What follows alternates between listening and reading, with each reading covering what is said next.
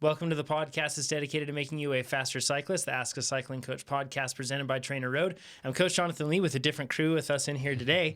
We are live from the studio. We have Trainer Road and, of course, Cliff Bar Racing's Pete Morris. Yeah, thanks for having me. Yeah, good. Happy to have you back, Pete. I love being here. You're a couple offices over. Yeah, a couple offices over, knock on the door. Hey, hop on over. Come on in. That's it. Coach Chad is sick right now, so he's out.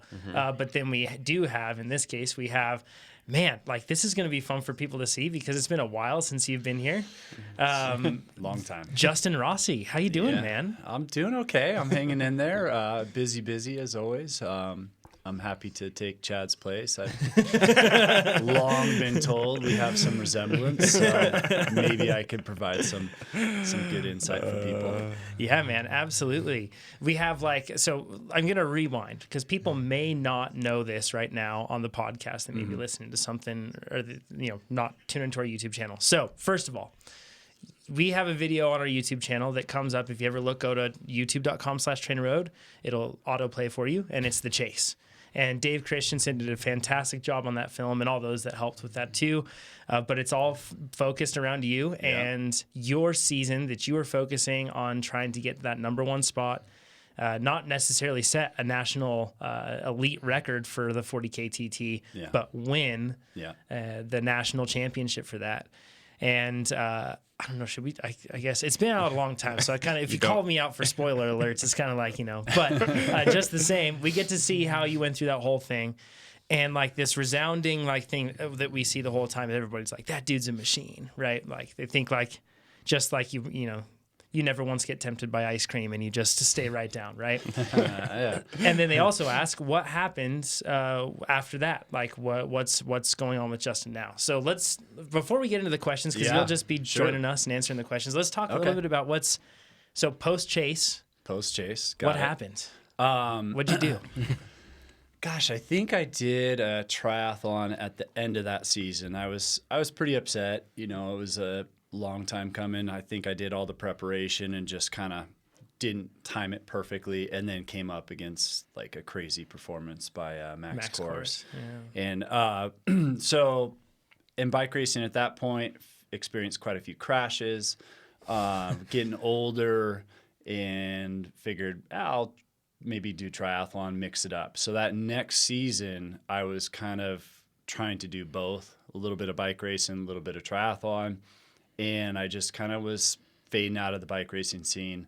Didn't want to get involved with any more crashes and was kind of digging the triathlon. And I have a background in swimming, not a great runner, but I was making progress. So you were a good swimmer too, right? I swam in college. So this isn't like background in swimming.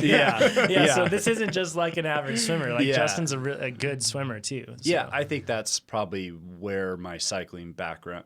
That's why I did well with cycling at an old age, is I had that engine from years of just putting laps in the pool and working on that aerobic capacity. So I kind of dove into that. I did 170.3, got my pro card, and then went right into the pro field and dabbled with that for I think a little over a year. And then the injuries, I had an injury to my neck that started becoming problematic, where I couldn't train and it was affecting me at my real job at the fire department. Yep. And so I just kind of had I worked through, went to physical therapy, tried chiropractor, tried everything, and then finally got an MRI, and I had facet joint arthritis in my C5-6. So, I don't know how that came about, but, could have been cycling, could have just been years in the pool, could have been the fire service, just predisposition, posture, who knows. And then at that point, I just kind of stepped back from it all and worried about, let's get my neck healthy and not worry about racing anymore. And then we had a kid. And now you and your wife are also, so you're still a captain, I believe, at the firehouse there. And then at the same time, you and your wife are also realtors. Yep. So and a child. So it's not like you have a lot going on. Or anything, so. I have like a limited time, and I still work out. you know, I have to get my therapy in, you know, so I mix it up. I usually do 3 runs a week and 2 to 3 trainer rides a week, and I have an hour to do it. But I mean, between the fire department, we're both in a real estate business together, and 21 months in a week, our little guy. So it's a lot for sure, but it's good. It's full. He still goes really fast. Yeah, we just saw him on Saturday, and you were not slow. Yeah. So for everybody who's worried, he's not slow. He was at the local drop ride, and things started to get hard, and I was like, oh, wow. And then you came around me. I was like, oh, gosh, he's still fast. It hurt, though. Inside, I was crying. As we all do. I want to talk a little bit about the transition from road to triathlon. Understanding, of course, that you had a background in swimming. So we were just talking about this, how, like, you know, a lot of athletes, especially in the cycling world, they just think, well, you know, when I'm not as good at cycling, or for one reason or another, not where I want to be with cycling, I'll just move over to triathlon and everything will work out just fine. Why is it so hard, and what did you find to be the most difficult points being a good swimmer, being a very good cyclist? Like, it would be rare, even at like a pro field, you would probably rank amongst the very top of the cyclists, right? So what did you realize what barriers held you back from being as successful as you wanted to be in triathlon? Yeah, I think I was getting there. It was just a progress with the run, of course. I've never been a runner. So that was the biggest barrier. Surprisingly, getting back in the pool, I was swimming good in the pool. I always trained in the pool. Well, open water with a bunch of aggressive pro men it's a different story. You get hit, punched, kicked. So I was trying to like adapt to that. And I wasn't always like the lead pack out of the water in the pro field. So that was kind of a disappointment, considering I was a, you know, Division I scholarship swimmer distance. And, you know, so I adapted to that. I was doing pretty well. The bike was the bike. But putting it all together and all the training together that comes with triathlon, you know, taking days off on the bike to run, and then running and recovering and being able to still be able to go train the next day. Well, running just, you know, my body wasn't used to it. And so just time. I just need more time, and maybe like 10 years younger to start running. But I worked through, you know, all the little aches and pains of running, right? Injuries. Everybody starts getting injured. I had this big engine, and then I start running, and I'm like, oh, I could push harder because my heart rate's here or whatever. And then, you know, you come up with a hamstring or you know, just these little ailments that pop up, and then so that was a barrier. But speaking to the competition, it's impressive for sure. I think everybody thinks in the cycling world they can smoke anybody on a triathlon bike. They constantly get made fun of, and it's like, no, these dudes are strong. They are. I figured I'd just be like putting like 20 minutes on the field on the bike, and it's no. I think I hung on for dear life. Michael Weiss. Strong. I don't know who knows Michael Weiss, but plenty of people listening to this. I raced with him at Santa Cruz, and I was ahead. He's not a good swimmer. I was with the lead pack, and he came by, and I went with him because I was having a good day. And I was doing 375 and hanging on, you know, 6 bike lengths back for a good 15, 20 minutes. Just I'm like, whoa, we're like, this dude's still gonna run. And he did run. He went and ran 5:30s after that. Jeez. And we had like 4 minutes on the 3rd through 5th place, and I think they caught me on mile 2. They went past me. But anyways, it just goes to show they're not slouches on the bike. Like maybe it's just because when Lance stopped and he went over to triathlon, and maybe people just don't realize all of Lance's career in triathlon before he went into cycling. Also, that Lance is, you know, we're talking about like genuinely 1 in a million athlete too, right? Not to mention all the other stuff around that, but I think maybe that kind of like made people think like we could just move over. But if anything, now what we're seeing now with like triathlon, Jan Frodeno, everybody else that's basically moved up over the years, right? Like that are now moving up. We have these like ITU athletes that started when they were really young, like they were kids. And then they moved up through the distances, and then they really, really got fast at that Olympic distance, right? And that's where like the cream rose to the top. And now then after that, they transition into longer course stuff. So we have this like full progression in triathlon that really now is like really just starting to hit stride. Maybe not. Like maybe it's still going to get up there. So these athletes are so specialized.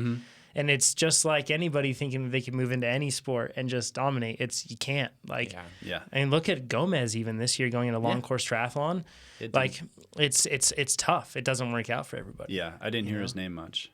He had a rough time. So it's not an easy sport for sure. No, but I gave it a try. Is there anything like going from cycling to triathlon? Did you find yourself at a unique advantage other than obviously like I could put out more power on the bike maybe, but like were there any sort of like unique advantages that you got just from like the intensity of cycling or maybe just the focused nature of time trialing? Did you ever feel like you had an advantage in that regard? Well, yeah, I mean, I was confident on the bike so that, if there was wind or something, I mean, just because they're strong doesn't mean they can handle a bike. Right. So I think some of that played into just the confidence of training and maybe knowing that I had years on the bike and I didn't need to put that much time into the bike anymore. I could focus on other things.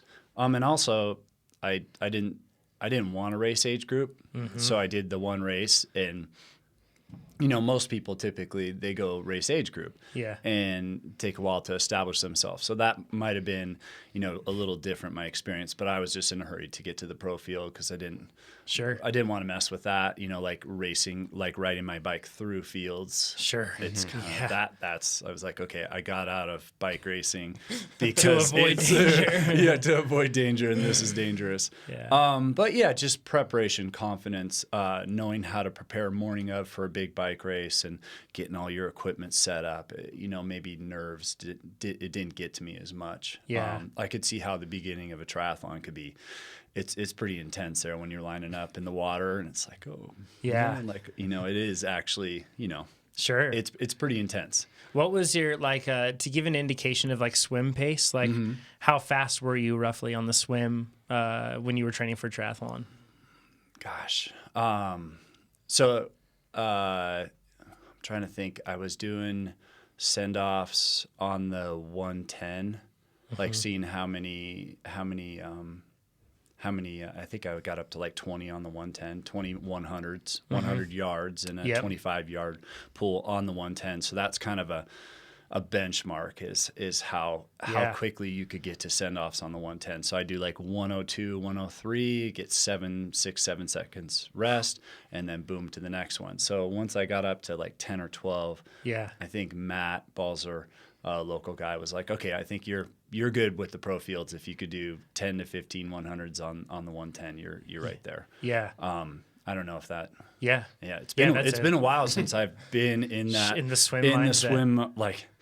When I got done with college, that was it. I was not swimming anymore. It's a tough sport. Was that how was that compared to like your fastest times when you were swimming in college? Was it significantly slower? Yeah, it was pretty embarrassing. It was hard for me, like coming back and like looking at these times, and I was like, man, I used to be able to do 100s on the 1 minute. When you're really fit. So it was just an adjustment, and it's hard. Swimming is hard, and even for like somebody that knows how to swim, that has a background, it took me a while to get my stroke back, and I kind of have to like go to catch up pace to catch my breath versus my old stroke, which I couldn't do that for a 70.3 race. Sure. And then the transition to wetsuit was really hard for me. Oh yeah. So I was the only guy with the sleeveless wetsuit, and they're like, "No, that's not very pro of you." I'm like, "I don't care. It's just can't move my shoulders otherwise." So right? I got kind of made fun of. I was like, "Wait, I thought I was going to be making fun of you guys." Now I'm the goofball. But I found a wetsuit that worked towards the end there, and it just takes getting used to, like anything. Yeah. What was your running improvement like? Like, where did you start out? And then where did you get to with your running? Acknowledging, of course, the fact that you were battling injuries all the way throughout. But it progressed pretty well. I think when I first started, I was maybe running 8:15 miles, like not like a mile pace. Sure, Like if I went for a 5 mile training run, I was man, 8 minutes. I'm really slow. This is embarrassing. And then I think my fastest half marathon it was that Santa Cruz race. I ran a 1:28, which is like 6:45 pace. Yep. When I was training, I was always training to be like a 6:20. Yep. I figured if I could get down to like 6:15, 6:20 range, I would be able to compete, top 8 in the pro field every time. Sure. Yeah. But it was, I only did that 6:45 once, and it's hard.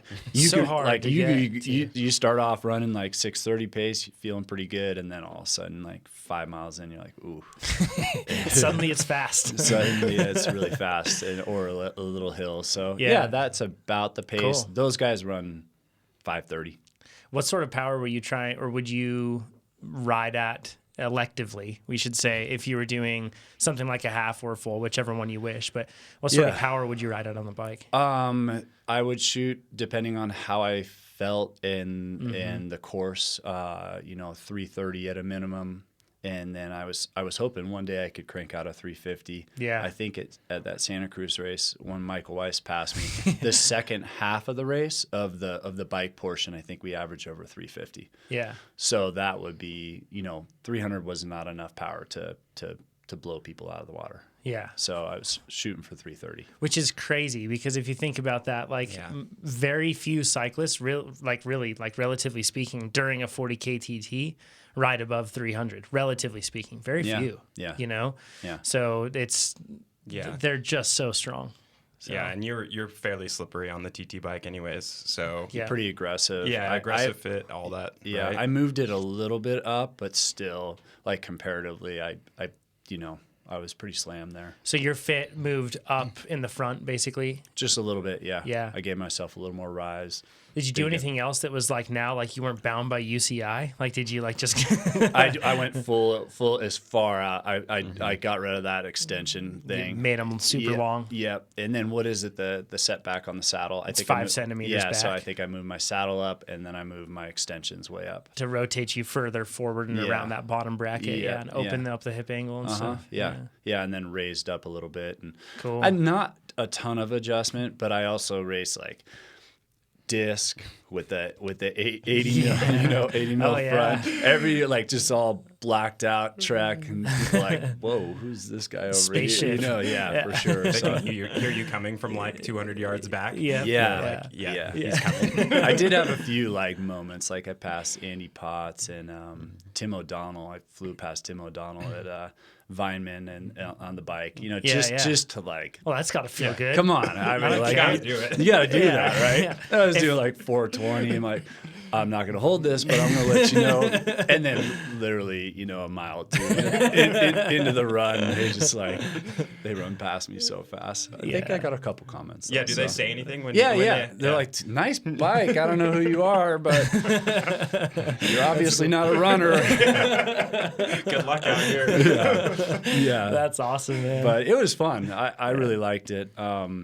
Just didn't get enough time to, maybe establish myself and get my technique down on the swim and the run. Sure. Yeah, it was, if I could do it again, I would definitely start it earlier and see where it took me. I never got to the full distance either. So yeah. Oh, it's super impressive. In the age groupers listening to this, everything just such massive respect. It's super impressive. Did you know that? So we are going to do triathlon in 2 years or a year and a half, I guess. I know, right? Myself, Nate, and Chad. Pete might even do one because I saw that you just ordered a triathlon kit. So I was spotted. So I marked you right there. But yeah, we're gonna do it. The goal is for us within a year. Mm-hmm. So I don't think any of us are even going to get close to Kona qualifying at all. Like that's not the goal. But the goal for us is basically just to go through this experience. Now Nate's done maybe a couple fulls before, and he's done a number of halves and definitely plenty of other tries. And Chad's done duathlon and I think some shorter triathlons. I've never done any of that. Yeah. I've done a 5K running race. That's like it. So I'm sure it'll be fine. But all three of us are going to do triathlon, and the big question is who's going to be faster between the three of us? Who do you think is going to be faster, or who do you think is just going to absolutely suck? Well, out of you Out guys, of does us three. does yeah. anybody know how to swim? I don't know if know how to swim is a vague thing. I would say that Chad swims somewhat, or I would say he swims irregularly, but he probably swims like monthly. Yeah. So he doesn't die when he goes into water. I put my money on Chad then. Yeah. No offense. Yeah, sure. Oh, But no, it's like, so everybody can run. Sure. Maybe not so fast, but not everybody can swim. Yeah. And there's something about swimming with your head underwater, and it's very like disorienting. And I've done, been swimming my whole life, and I just felt like, whoa, what mad respect for these people that are not good swimmers. Like I would have a panic attack. Yeah. In the water with people all around you and everything. It's pretty unnerving. Yeah. So I would give advantage to swimmer. Sounds good. It's time to get in the pool. Yeah, start now, John. So I can't start yet. I have to get through nationals this year. Then I am actually starting. So and I'm super jealous because my wife is already going. Yeah. She's training for a sprint try right now. So I see this whole swim, bike, run thing happening in our household, and I get tempted. You guys might be a swim, bike, run household. We might be. Whoa. Who knows? But I think I'm gonna suck. So the hardest thing for me is gonna be like the injury part on running. I feel like I always struggle with different things, with just joint issues, tendon issues. It's tough. And kind of like you, anytime I've done any sort of running, it's like, oh, this is like easy for a short distance to go fast, and then after that, the next day, it's like, what in the world happened to my body? Yeah, you can't walk for a week. So I know what that's like. Yeah. You really got to start slow. I mean, you just got to start slow. You got to get the right shoe. Yeah. You're probably not going to like our plan then. Yeah. Because we're going to do a sprint, and then 2 months later, an Olympic, 2 months later, a half, 2 months later, a full. Okay. So with probably leading into that, close to a full year of training before the end of that full. Yeah, that's okay. I would So. just say that year, just, develop it slowly. Yeah. I think that was my problem is I went at it too fast. Now I run all the time and I don't have any problems. Yeah. It's like I work through the kinks. I got the right shoe, and it takes a while to figure out what you need as far as support, no support. But that's cool though. Maybe we can get you spot in Silver Bear swimming with my kid. Yeah. I think he'd still love swimming. There's a slow lane for you. I mean, I haven't died yet in water, and I can I can just move kidding. in a direction, but if you ask me to move in a direction at any rate of speed, it's all over. So, well, cool. Let's get into some questions. How about that? Absolutely. First one's from David. He says, "Hey, Trainer Road, I have a question regarding FTP. I'm currently in build, and that means the build phase with the training plans and plan builder, the season that he's built out." He says, after doing the base phase via Plan Builder, I saw a very small increase in FTP when I did my ramp test. So my question is this: even if only small increases in FTP are seen, can there still be other desirable adaptations taking place that are equally as important? I asked because whilst my increase was a very modest 5 watts from 291 to 296, that brought him to 3.6 watts per kilogram. So he's doing well. Yeah. He says, I've felt much more comfortable working in sweet spot and threshold. And today, whilst doing Kauea, which is a harder, more high-intensity workout, I experienced myself for the first time ever really pushing through leg burn, whereas in the past, this has been one of my limiting factors. This time, it felt that the rest of my system had more to give. 5 stars on the podcast, all the work you guys do, providing such a useful product and platform. Many thanks from David. Thanks, David, for sending that in. And so, Pete, there actually is a video, I think, with a title called Other Measures of Success. Yeah, there it is. Where you There's one talk of about those. this. Yeah. And before you actually worked with us here at Trainer Road. Yeah, it was right. It was like a year before that or something. But yeah, it was. There's other things that count as victories, right, in your life, and knocking out Kauea with feeling good and working through leg burn is a real deal. Like that's not something you shouldn't put value into. For sure. But yeah, I think that this one's cool because the ramp test works super well, but it's only a snapshot of your fitness at a specific time, right? Yeah. Like at the most basic level, we're looking at one facet of you or one test of you at a specific time based on what you've been doing, which works super well, but at the same time, there's all these other things that are happening in your body. And meanwhile, the plan is working on, you're if you're following your plan and you're diligent with following your plan, you're advancing your performance in many ways, right? Like that's the thing. If it's a properly structured plan and everything else, which in this case it is, then of course it's going to be, something you're going to be building across the board. I'm sure you got to a certain point, even with time trialing, Justin, where like FTP increases probably were starting to plateau because you were getting close to your limits, right? Yeah, absolutely. Yeah, that's, and first off, 5 watts. And it was 291 to 296. Yeah. That's awesome. A small, that's not a small. Yeah. And right. Yeah. It's a ramp test is 8 minutes or what? I guess however long you can make it, right? Yep. So it's like you said, it's just a snapshot. So your FTP isn't going to vary once you've reached a certain level in fitness, but you may be able to do more 3 minutes. Like my benchmark was, can I do, 10 3 minutes at 400 with 3 minutes rest? And then that eventually went to, it started going up. Yeah. I could do more. But my threshold didn't change much. So that's good for racing too. And having that repeatability. Oh yeah, it's huge. Is huge. When you get to that point too, like if you're really starting to bump up, and it's tough. Like if you're hearing Justin, I mean, genuinely one of the fastest cyclists in the nation. So like, so when we're talking about bumping up against limits, like I know I'm not close to bumping up against my limits, like at all. Like I have a lot of room still to grow in many aspects, and FTP is definitely one of them. But even then, every year, if I was to get like a 15 watt increase, holy cow, that'd be amazing. But if I'm looking at from peak to peak, if I'm progressing 3 watts from the previous year, that's awesome. A win. Yeah. Like that's great. So it's, and once again, but getting back to kind of what you said, Justin, it really comes down to too, like your ability to execute on race day and plans, at least how we follow. And we'll get into this a little bit later with like periodization, but they start to specialize and they start to focus on the demands that you'll face on race day. And like for crit racing, especially, like for you, repeatability is everything. Yeah, and like, I think I've said it before. Like my FTP just has to get to a certain point, and then it's all about repeatable, hard efforts, and like that's what's going to make me win or lose. The FTP just sort of gets me there. It's like you must be this tall to ride this ride. Exactly. Yep. And then after that, and that's like I don't know if I've ever seen an FTP increase, or in the past few years seen an FTP increase in a specialty phase. Because once again, it's just focusing on building that sort of stuff. Like I passed the minimum requirement, so to speak, of where I need to be, and now let's like hone the blade.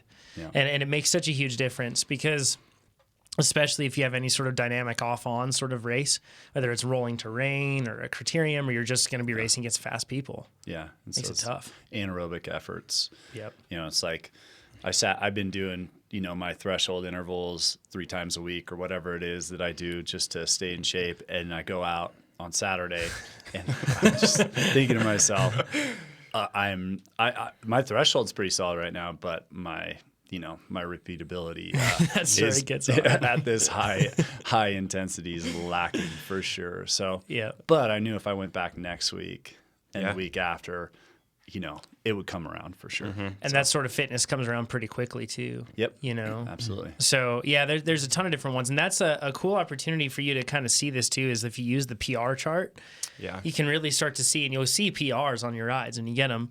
And then if you click on those, it'll show you where you're getting faster, so then you can actually visualize that. Because I think a lot of the time, us cyclists are super guilty of tying our entire self-worth into a number. Yeah. Right. And so we get to this point where we're just like, if that's not improving, I'm not improving. But the fact is, if you look, I bet you'll see on your PR chart, you are improving substantially. Create a season for this year so then you can measure it, or whatever training phase you're in, then you can compare them and see where you're actually getting better. That's one way to stay motivated if the other side demotivates you, for sure. Yeah.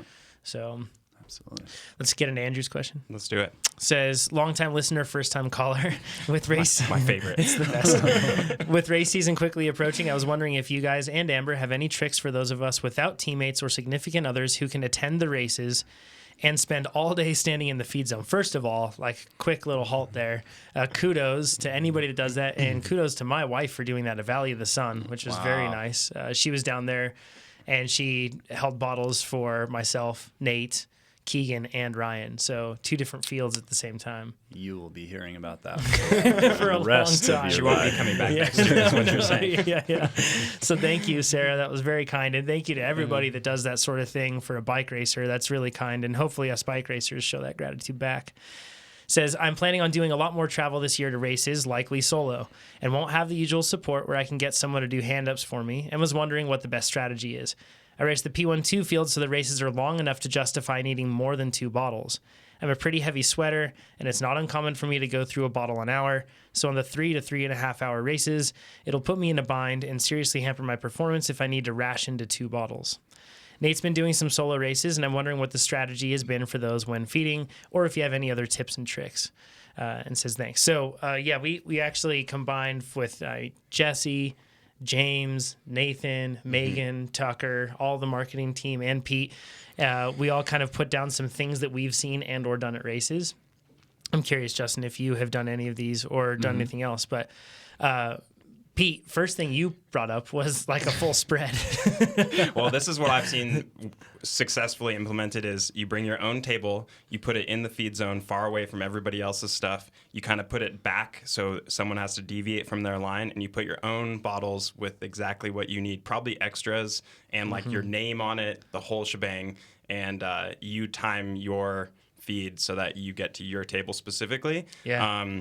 That's what I imagine Nate doing also. For sure. But that's the one that I guarantee works pretty well. And you can also let the neutral people know that this is your table. Please try to not pass out my bottles, all the things like that. So that's what I've seen work well for people who are very concerned about feeding by themselves. Yeah. You can ask strangers. I mean, honestly, in the feed zone. Sure. It is a favor for sure. So ask thoughtfully, but you can ask strangers, and sometimes they'll be happy to feed for you. Yeah, you got to make some friends. I mean, you could go to the well-represented teams, buddy up with them, see if maybe they can help you out. Hey, I'm a solo guy. Mike Spikes, come on, you got like 8 people in the feed zone. Whatever. You have at least 200 bottles. Or they're doing feeds with the neutral car. Obviously, P12s, there's neutral feed. Yep. Depending on how hilly the race is, I don't know if you probably have some more here, but carry I've carried a third bottle many a times, and pretty much drank a full bottle right before the race starts. Yes. So that way you're super hydrated. You're not going to get into the hard stuff, and you got 3 bottles. You can make it a long way on that. Yeah, that was one of the things that we put down was drink that bottle beforehand. Yeah, on the start line, more or less. Front load the thing basically, and then get it done, and then you can roll through. When you carry a third bottle in your jersey, I mean, heck, you could toss a fourth in your skin suit or your jersey, right? Yeah. It's tucked in there if you really want. You do carry more weight that way, sure. Sure. One thing that I find that people don't anticipate a lot of the times with that, especially in mountain bike racing or anything where it's rough roads or gravel. If you put one in your lower back, in a jersey pocket, it's a subtle thing, but that jersey, if it's tight, just pressing that bottle against your spine and then the jarring against that, it's the sort of thing that really makes your muscles, that you can make them tighten up and make your back really go out. I've had that at marathon mountain bike races when it's super long, and I'll throw a bottle in the back there, and then even 35 minutes into the race, my back hurts because of something just constantly pressing. Yeah. So it's something to consider for sure. Like you said, if you have a bottle in an uncomfortable spot, drink one bottle quickly and either move that one down to a cage or drink that one that's back there and move out of it quickly. One other thing is you can honestly, if it depends on the feed zone, if it's mountain biking in particular, sometimes you can just put it down on the ground in the feed zone and you may be able to pick it up. It's a risky one to do for sure. I've also seen there's some product for this, and somebody that's listening to this is going to find it, and you can put it in the forum. If you go trainerroad.com/forum now. That's right. It's changed. So trainerroad.com/forum and search for episode 250, this one. Throw some links in here and any other things that you've used, but it's almost like a long ski pole, and that ski pole at the top had a metal disc on the top. No way. So then riders had them set up. I remember this at some SoCal races, I think last year and the year before, and they basically had it branded with their name and their whatever else and their color, and then they had one sitting up there so they could ride by and grab a bottle. James, one of our product marketing managers, said that back east he sees some people using PVC pipes that actually kind of hug the bottle, and they stick those into the ground so they can go by and snag them. So there's a lot of different things.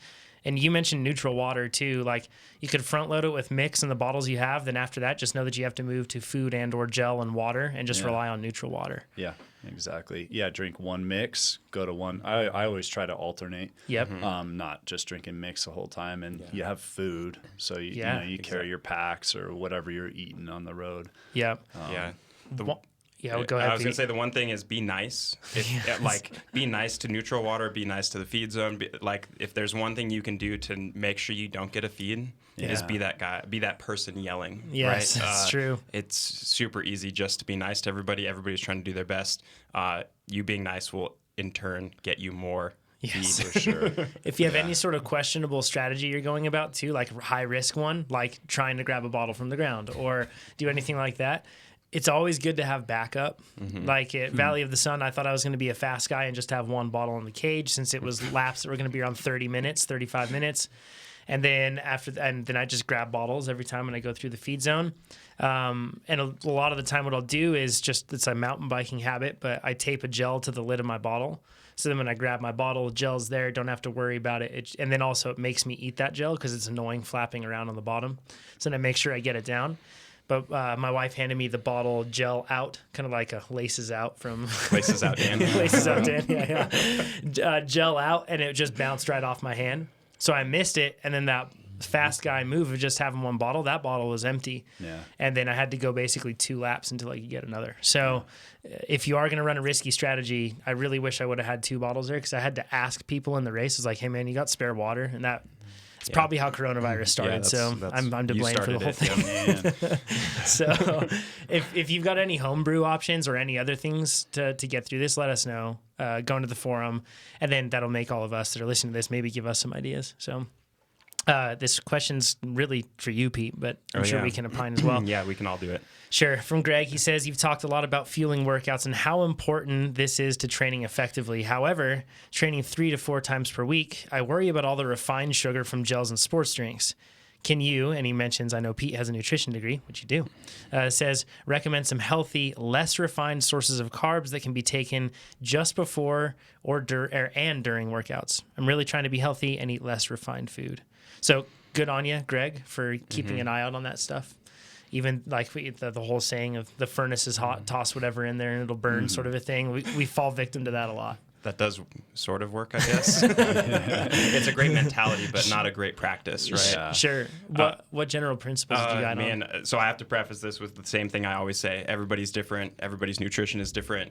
What works for you doesn't necessarily work for me and vice versa. So it's always trial and error. Always figure out what works the best for you, makes you still hit your workouts, still feel good, GI distress, like all that stuff.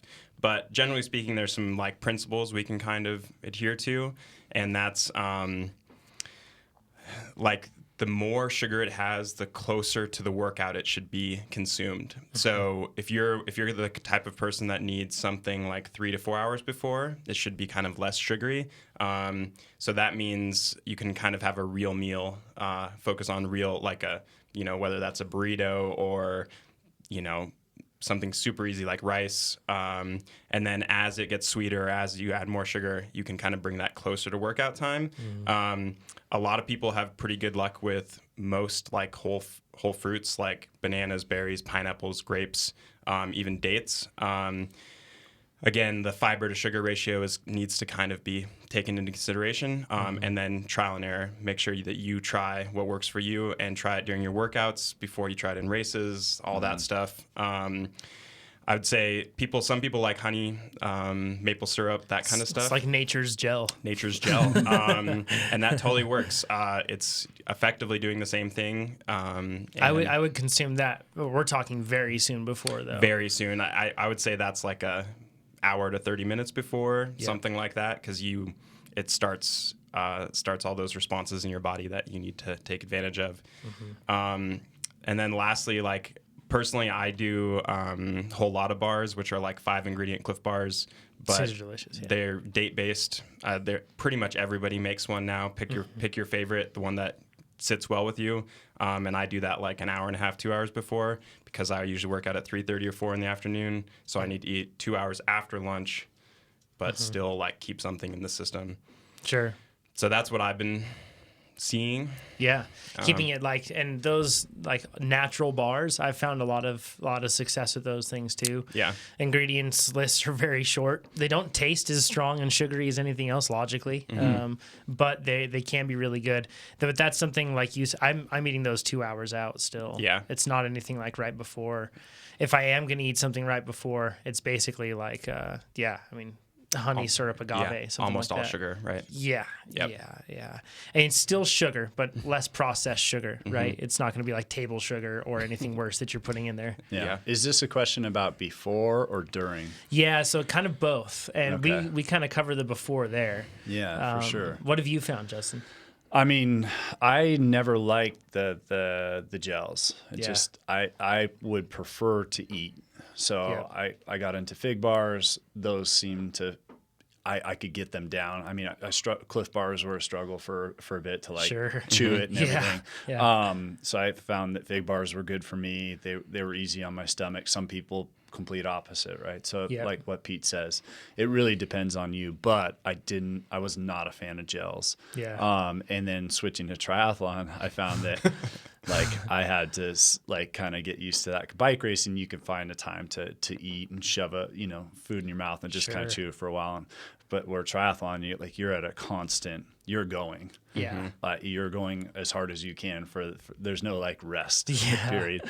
Yeah. So I found that like I had to switch to some gels. And then by that time, the gel market is like really changed. Oh yeah. There's all kinds of good stuff out there, like less ingredients, easier on the stomach, more natural ingredients. Yeah. So I think it's a trial and error, really. Yeah.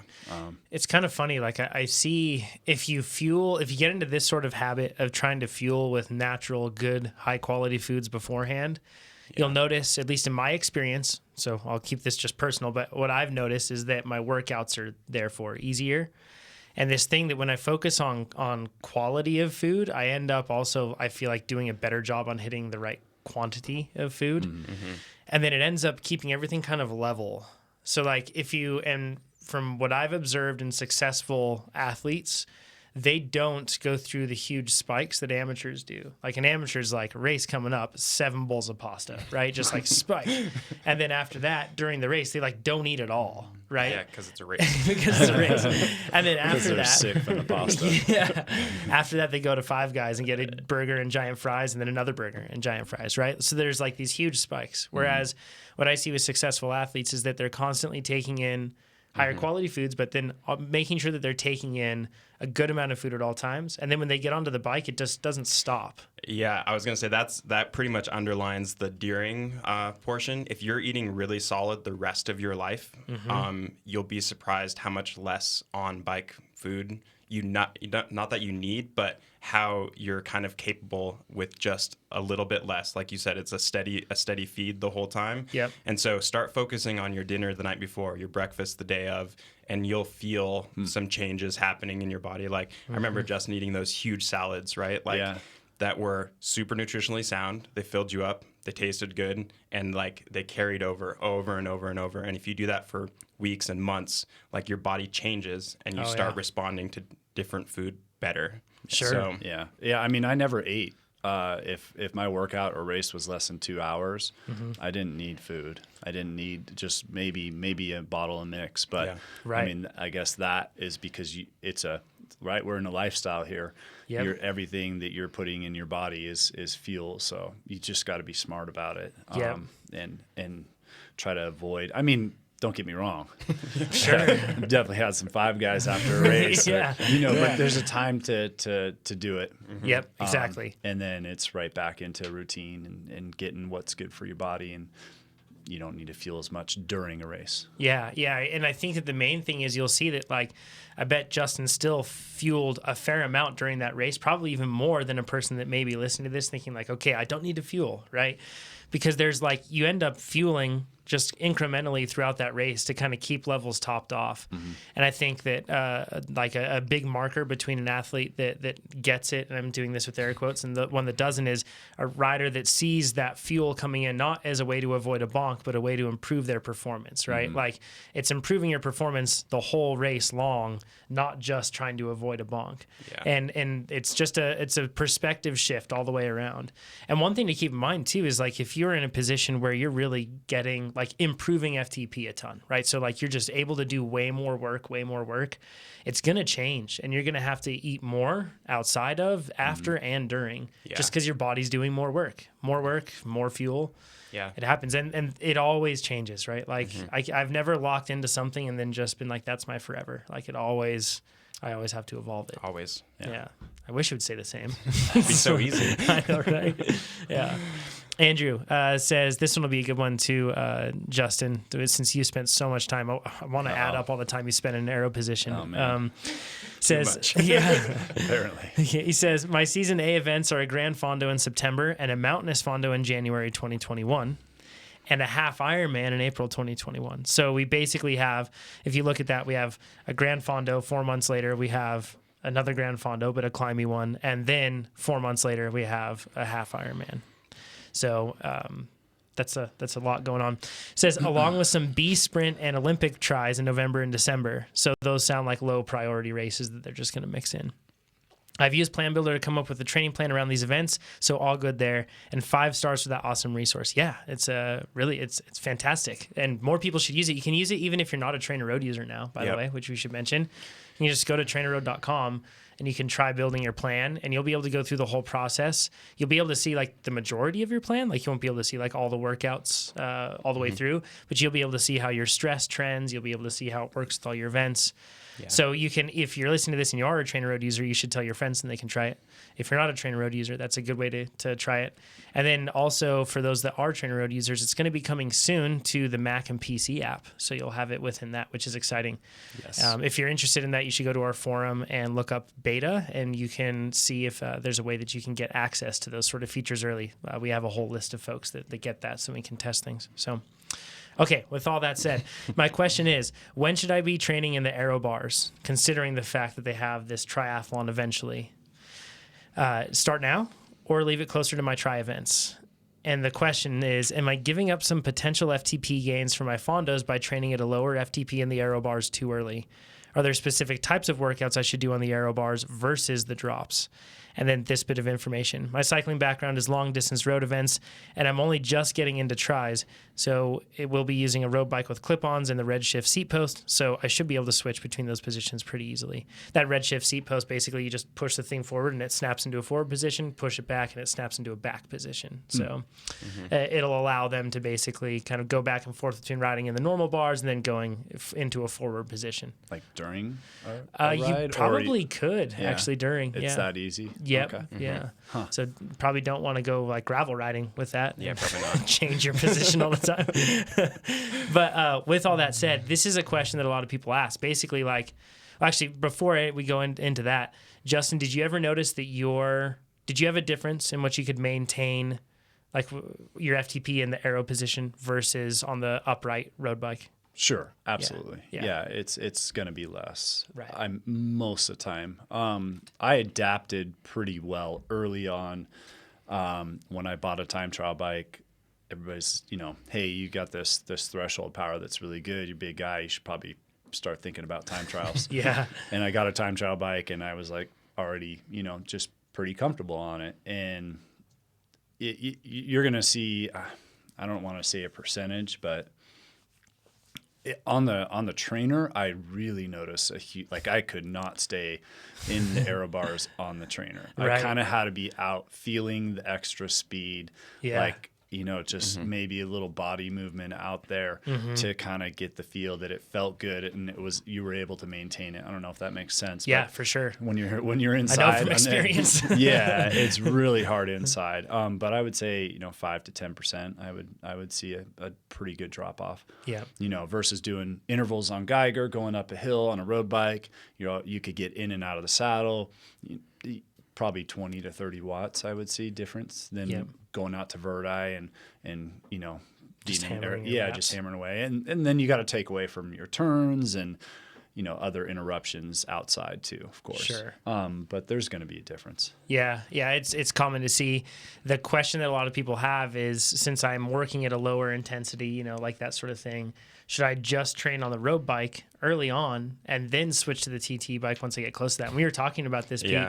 We think that that's actually like a strategy that, granted, if in this case, Andrew, if you're going there and you're like ready to take down some big hitters in the pro class, that's one thing.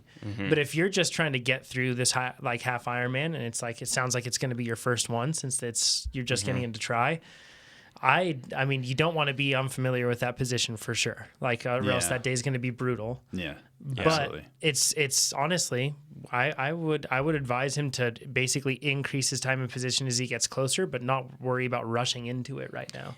Yeah, and I'm sort of in the boat where the earlier you can get your body adapting to that type of stress, the better. If it's a year and a couple months away, start doing some rides. Don't have to do every one of them. Yeah, you don't. Maybe start with your recovery rides. Start with a little bit of time in the position, but you're not. You can bring those two pieces closer together, and as your time in aero increases and your kind of proficiency increases, you will be more capable, and you'll be able to push the envelope a little further at the same time, while also increasing your regular time, like for your fondos, and your power is going to go up, and we can just make those grow together and get closer together all during this 14 months or whatever you have. Seems like that's the dream. Having 14 months to train for something is awesome. Yeah, I would agree. Earlier adaptation for sure. Start with easy efforts, just going out for your recovery ride, and then build into your tempo rides, and don't go right into anaerobic kind of stuff. And honestly, I don't think I ever rode my time trial bike at an anaerobic, doing anything less than 5 minutes. Yeah. It was all threshold and tempo rides on the time trial bike. Yep. Because that's what the focus was. Yeah. But yeah, start early. And you can almost, and the other part to that was they're worried about the less wattage being a factor in their training. That's, I don't agree with that. I think that's a non-factor. Your cardio is still working. Sure. So I don't think you're going to miss out on. If you increase 5 watts in position, I feel like you get 5 watts out of that position too. You know what I mean? Yeah. And especially if you're increasing that in your aero position, I feel like that transfers over even better. To your upright ability. It makes you better at suffering. Yeah. There's this difference that I think a lot of people like the question of why you're limited, and it really comes down to like flexibility and mobility. And if you've ever done one of the outside workouts on a Garmin, you can visualize this right now. But if not, I'm sure you can visualize something else. But when you do that, there's a workout screen. And actually, maybe producer Tucker can go to our blog, and you might be able to see this. Actually, I don't know if an image is up there. Just the same, we have one on outside workouts, and you can check it out on how to set up your Garmin screen. But Garmin has their own screen, and it basically has like, this is 0 watts, this is, I don't know, infinity watts, I guess, whatever it is. It's like the maximum. And then it gives you a target, and it kind of like gives you like anchor points that move in or out. And those are kind of like your range that you have to stick within. And that's a good visualization for flexibility and mobility. Like, just because you can explore range of motion when forced into a position from, point A to point B, that doesn't mean that you can effectively utilize your musculature and everything else within that whole range of motion. And that's like, everybody can probably get into the position that they would hold on a TT bike. Like, you're probably flexible enough for that. Yeah. But are you mobile within that position is the question, right? And being able to actually activate and be productive within that position is something different. And as you spend more time there, those anchor points will stretch out a little bit more, and they'll accommodate that new position, be within there, because it comes down to neuromuscular firing patterns, muscular endurance, everything else that goes on. It changes when you get into that position, when you're really, locked in. And if you're a time trialist a road racer, and you don't really care about time trials, but you have a stage race coming up, and you know that you're not going to be like a a winner for that race, that's one thing. Just, occasionally drop into the TT bike and give those, like you said, maybe the lower intensity workouts a shot, something like that. But if you're somebody that's going into something that's going to be a longer day like this, you want to have a substantial amount of time in that position. For sure. How you periodize that, so to speak, is totally up to you. But, if anything, start with one workout a week and then just slowly work your way in. And definitely by the time you get into it, you should be comfortable in that position, as comfortable as possible. Yeah. we did talk about one more thing, that how many time trials that are fast on their regular position. Seems like all of them, right? It doesn't magically go away. I've never met a time trialist who's fast on the TT bike than just terrible on their road bike. Yeah. Doesn't happen. It doesn't happen. Yeah. So it doesn't. It's not wasted effort. It's not wasted time. Think of it as it's all building. It's all about proficiency and just making it happen. The other way around, for sure. Yeah. Plenty of people that are fast on a road bike and then suck on a TT bike. There's that for sure. I'm one of them. Absolutely. Yeah. Yeah. And this also goes beyond just TT and road too. Like Justin just sold his mountain bike, sadly. But I saw that on sold Facebook. Yet, if anybody wants it. There you go. Yeah, good. Good plug. Just enough. But mountain biking, gravel bike, whatever else, like any different sort of fit, it's the same thing. Like the same principles are at play here. Even a more upright position is going to be different, and it's something for you to get used to. You may not be like power limited within there, but posturally speaking throughout the whole day, it's something different. Your shoulders, neck, and head are going to be held in a different position. So it is a good idea to start to work your way onto that bike over time. Yeah. One more piece on that is it's a triathlon. So you need to be comfortable because guess what? You're getting off and running. So if you're like a time trial, you can force yourself into this position for 20 minutes and it hurts and you get off and your back's all tight and everything. Yeah. But if you do that in a triathlon, you're asking for trouble. So back to your flexibility, mobility, and really working on your hip flexors and your psoas and all that, so that you can transition into a run that's not incredibly painful. Yeah, if you're following the tri plans, then which you're using Plan Builder, everything else, then you'll have brickwork that goes into place. It's not to go out and set some sort of running PR after going on the bike. It's just simple. After that bike workout, it'll put you into a run, and that run isn't anything restrictive in terms of constraints. It's something pretty easy, but just getting used to that. Yeah. I can't imagine That sounds Pete, terrible. you went to Kona this year. Yeah. I don't know how. I'm so impressed. Yeah. Kevin's question says, hi, I know you guys have talked a lot about carb loading, but what do you think about taking creatine to help aid recovery and also replenish muscle glycogen faster? For example, between stages during a stage race. Maybe something for Nate to try out. Hate to tell you, Kevin, but Nate has definitely tried this out. This is like some low-hanging fruit. Yeah. You got to dig deep into science to find something that Nate isn't trying. So, the question basically creatine. We should probably take this from a top level, then we can get into more of the details. Yeah, let's do it. I'm sorry, Chad. I will not do this deep dive justice at all. So you can still have it back as soon as you get here. From a super basic level, creatine effectively enhances your ability to use cellular energy for a slightly longer period in time. Yeah. Which works really well for some things and not so well for other things.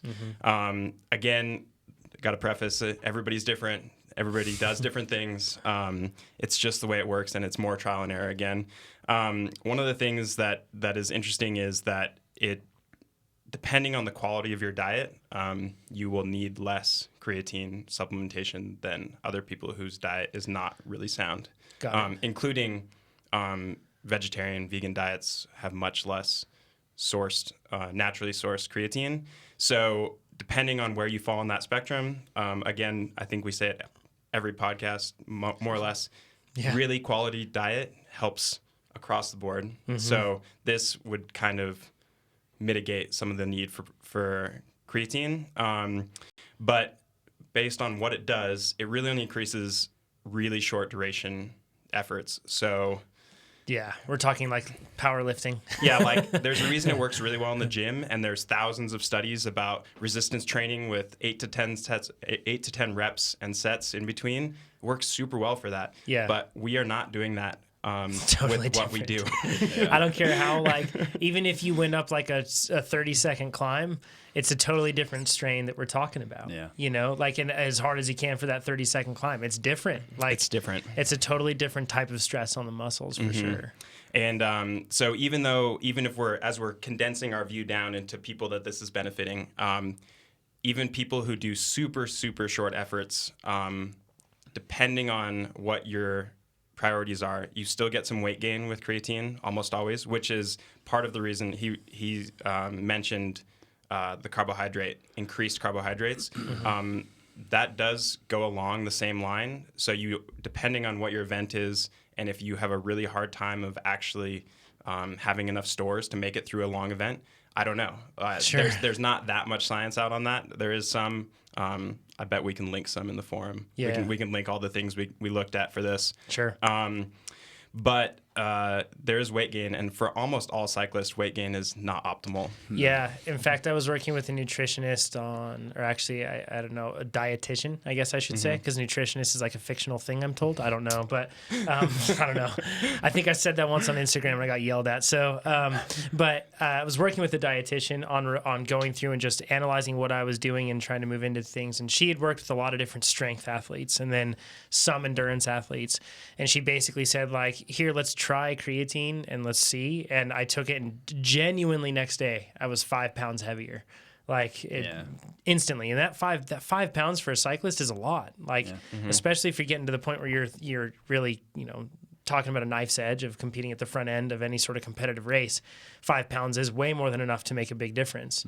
So, but to her credit, in this case, she was like, what I've found is that it can just help athletes to be able to recover better in between sessions, especially if they have 2 back-to-back, that sort of a thing. But she said results vary. She hadn't seen anything. And this is, once again, totally N=1 case. This is not a study, right? But she basically said, like, this might be able to help you if you have 2-a-days or if you have something like that. But she had mentioned, I don't really know if it makes a whole lot of a difference. That, like, there's logic leaps basically putting into place that it would make a difference. Yeah. And that's always a danger that you follow with any sort of science that you have is basically taking a logic leap beyond that. Yeah, to apply it to yourself, like Yes. especially when you're looking at studies and papers, no matter how similar that study is to whatever your use case is, it's still not the same. Right. It can't be. And so there is something to be said for people trying it out, right? Yeah. Especially if you have time and no goal events. There has been wattage increase associated with the weight gain. So for some people, maybe that's a worthwhile trade-off. Maybe 5 more pounds and 10 more watts is awesome, and you'd be stoked on that. Sure. In my opinion, we were talking about it. I think it's like track sprinters, DH racers, maybe BMXers. Yeah. Enduro. Maybe I don't- not with enduro. They I do a don't lot know. of climbing. Yeah, there's enough total work. Like any endurance use case, it seems not to be worth it in my book. Yeah. You'd have to be really wishing for something magic if you are kind of longer duration. But yeah, I don't know. There's always more studies that can come out. Right? Yeah. I hope we don't have to take it. It suck. I don't want to weigh more.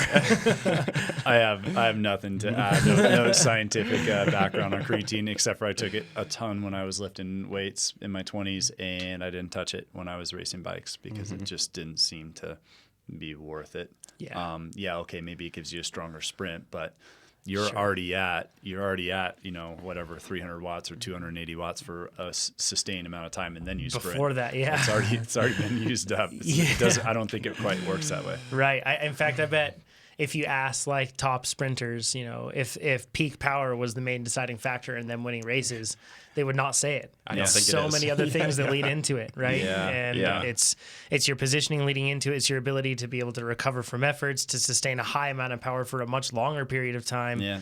That's all the stuff that really makes a difference. It's funny. I was listening to this morning. I was re-listening to the book Peak by Mark Bubbs, which, if you're listening to that book, it's painful to listen to. I almost think he designed it to be hard to listen to, because you usually like listen to things on 2x or something, you know, to get through it quick. But he squeezes words in really quickly and then takes like 1 to 3 second breaks in between, like groups of 4 words. So it's Clever, Mark. But anyways, in that book, Peak, it's got a lot of great information, and he actually covered this one section on Lachlan Penfold. He's, I believe, like the Melbourne, one of their rugby leagues or rugby teams. He's like he's one of their performance coaches, and he talks about his recovery pyramid. It's called Penfold's recovery pyramid. And the base, he talks about the foundation. It's sleep, nutrition, and stress management. And that's like emotional and mental health, right? That if you don't have that in place, it doesn't matter. Doesn't matter. After that, he says, then you look at the training plan, right? And then after that, then you look at like the athlete monitoring, or basically like how you guide the athlete on how to get through this, not controlling it, but guiding them. After that, he's talking about like therapeutic treatments that are more like long-term. And then you're talking about recovery modalities. So at that point, you're talking about ice baths, compression sleeves, recovery boots. And we are so guilty, all of us cyclists, at like looking at the top level and trying to refine up there and totally ignoring anything down below, right? Yeah. So like we're like, this creatine in between stages is going to make me win this race. That's the difference. Has nothing to do with sleep or nutrition. It's not the 9 hours of sleep that you got for the year beforehand. Exactly, right? And the diet that you were eating and everything else, and how you've organized your life to be able to support this sort of training rather than fight against it.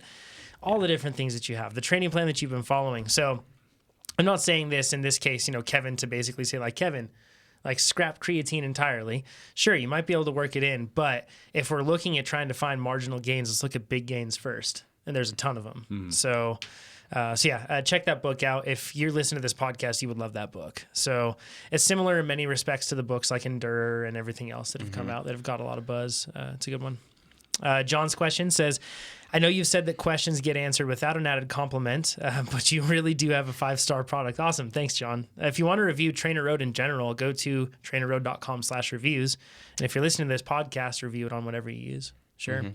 And sharing is probably the best thing to help us. So you can do that. It says, prior to using Trainer Road, I'd done minimal bike training. I've been using Trainer Road for about 6 months and have seen my FTP increase steadily from 260 up to 327. That's above 25%. That's like crazy. Yeah, that's impressive. So way to go. It says, I'm following the mid-volume half-distance triathlon plan. I've also seen my 1,900 meter time drop from 35 minutes to just going under 30, which is pretty impressive too. So improvements across the board. I was a reasonable but consistently injured runner before starting on this plan. Sounds familiar, right? And one of the biggest benefits I've found is having a meaningful purpose for each session, especially useful for running. This has changed my mindset from trying to get a PB on every run to trusting the process and to run to my current level of fitness.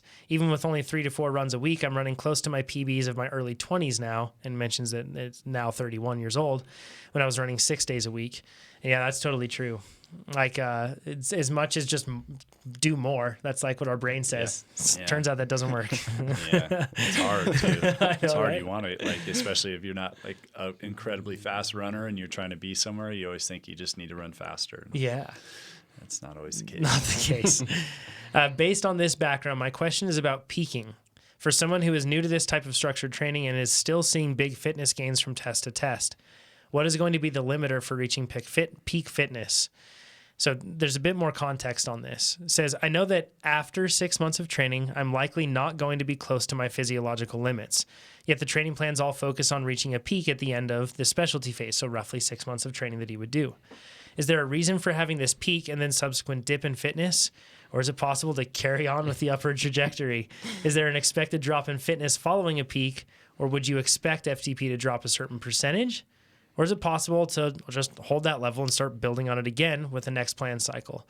Thanks for your time. Cheers, John. So this is another example of like, why not more? This is the perfect. It's like if you shoot for the stars, you'll still land the moon or whatever whatever that is. That's the perfect example. Just do so much that.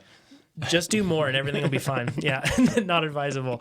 But this is a common question, especially because once you get to peak fitness, like we don't want to let go of it, right? Like it's hard. Like at that point, you're like, man, I just want to keep going. Like you'd start looking at all the bike reg websites and you're just like, give me more races. Like I need to flex my fitness, right? But I mean, it all comes down to like the periodization exists for a reason. And just like you're experiencing now where you're ramping up, and you notice that when you do it in a measured way, it works out better than just going after it. Periodization just operates on different scales. It's the same concept, though. For us here at Trainer Road, this is kind of just like basic overview of periodization. There's linear, non-linear, block. There's plenty of different the structures that people use. We primarily stick to a linear structure here at Trainer Road, where you have a macro cycle, that's your annual plan. Then you have your mesocycle, and that's going to be somewhere in between like your 2 to 6 weeks, somewhere around there, depending on what it is. With us, your mesocycle is usually basically like one kind of, we call them like a build or loading phase within a training plan. So that's like, we're talking 4 weeks usually is what you have. And then a microcycle. So that's like your workouts within a week. You don't go hard every day. Chances are you have your easy days in there as well, right? So it's the same principle of loading strategically and loading conservatively. And then you have a deload week. So basically it increases. Usually they advise somewhere around 5 to 10%. And then as it increases 5 to 10% in something like training stress, then at that point, week over week, after 3 weeks, usually sometimes less or more, you'll drop down and have a deload week. That's sometimes like 30% less for that week, right? And then after that, you go back up to where you were maybe midway through that previous loading phase, and then you build up. So it actually keeps ratcheting higher, right? But you do this to allow your body to absorb the amount of stress that you give it, because that's the key thing.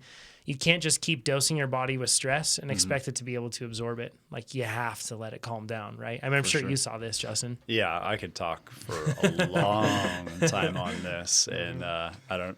We'll try to keep it organized. Sure. But, first thing is everybody's body is completely different. Yeah. So what works for one person doesn't work for others. Stage racing. One athlete comes in super fresh and they rip that first day, and then by the last day they're fading hard. Yeah. And that's like kind of a majority. You see like day one super hard, and as it goes on, I was the opposite. If I came in fresh, I was gonna have a bad day. Yep. So I learned over my career that I needed to come in kind of a little bit, with a few hard days into that race. And I know I'm kind of off subject, but I'm just talking about different scale. And by the last day, I was even getting better. And that's why I was good at stage racing. I just had to limit my losses on those first couple days. And it was hard sometimes. Typically by the end of the race, everybody was more tired. I was just that kind of athlete. When you're talking about peaking, in your mesocycle, right? Your short cycles. I eventually, I wrote out my plan. I was very organized with that, but sometimes you have to deviate just based on your experience with your body. It depends, if you're a new athlete, you got to kind of follow some structure and you'll learn your body. Sure. But I found that when I was just flying towards like maybe the middle, towards the end, everybody wants to keep pushing. And that's when I was like, time to take a week, time to take a rest week. Yep. I knew like when I was flying and hitting peak numbers, it was time to take a rest week. And maybe every once in a while I would like just give it a little like, okay, I'm going to give it one more workout and then I need to take a week off because I'm going to, if I just keep going like this, it's going to be bad. Yep. Overtrain and then you're off. Your whole 2 to 3 months could be ruined. You step back 6 mesocycles, right? Yeah. Like it's tough. You really, really hurt it. And then, so you take that rest week. And for me, when I came back, I couldn't come anywhere close. So I'd rest and then I come back that next week of training. And I had to set myself up for like, don't try to come anywhere close to what you think you can do right now, because your body is just not going to appreciate it. Yeah. And it was just the first couple weeks coming back from that rest week were always tough. Yeah. So that's how I learned how to time my peaks. You just got to be kind of in tune with how your body performs, testing and whatnot. And sometimes you peak for a race and maybe you miss it a little bit, but by the time you finish that race, you're like, you got some seriously good fitness. So always maybe secretly have something that you can spot just after. It's your fallback plan. Just a little fallback plan, just to go out and go make yourself feel good about, all the work that was, but then quickly get into your plan of making sure you're putting rest into your schedule. And everybody thinks that they can train more. And I saw it. It was like, just, is so prevalent in the road racing world. Oh, It's yeah. more hours, and people are flying in November in California. Yeah. They're like team camp at Herbalife now. Yeah. Was typically most people's peak of the season, Yeah. where they were the strongest, and Yeah. then it's like, what are you guys doing right now? Yeah. Let's back it down. back it down a little bit. So. It never just builds on, and that's because your body you're systematically loading it with fatigue, and you're doing so at a rate that basically has an expiration, right? Like you can't just keep going with it. And that's like with a whole season of crit racing, like you guys do with USA Crits. It comes down to managing that, but life hardly ever lets me, at least, like, manage my cycle perfectly. Like it's just, life gives me rest weeks and I don't want them, whether it's just workload, whether it's sickness or travel, yeah. anything. Like I get a rest week inserted where I don't really want it. Yeah. But that happens. And like, you have to understand, like, and you have to be flexible with that. And for that same reason, when you have that sort of thing, that's why you can just kind of grab things and shift your workouts on your calendar for that sort of thing. Because sometimes I go into something and I come back, I have one loading week, and then after that I have a recovery week scheduled, but I go, nah, you know what? Like, I'm good. I can build through this. So I'm just going to swap some weeks and keep going with it.